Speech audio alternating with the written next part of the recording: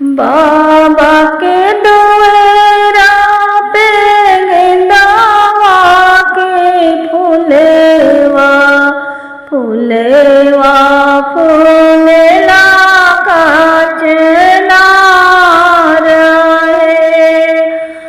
बाबा के दुआरा पे गेंदावा के फूलेवा फूलेवा फूलेला काचना रहे।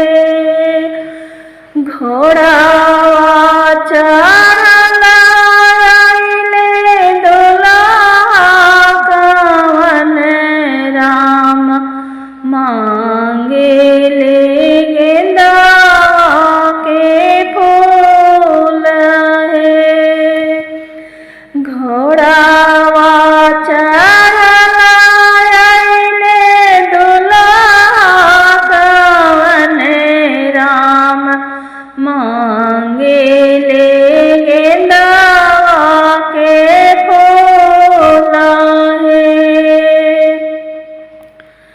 कलेसा के ओते ओते बोलेली कवन बेटी ना देवो गेंदावा के फूल है। कलेसा के ओते ओते बोलेली कवन बेटी ना देवो गेंदावा के फूल है। ये फूलावा से खिली है कवन भैया उहे लिए गेंदावा के फूल है।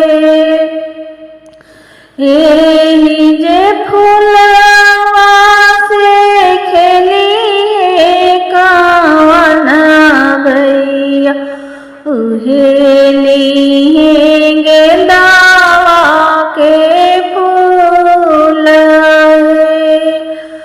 बाबा के दुआरा पर गेंदावा के फूलेवा फूल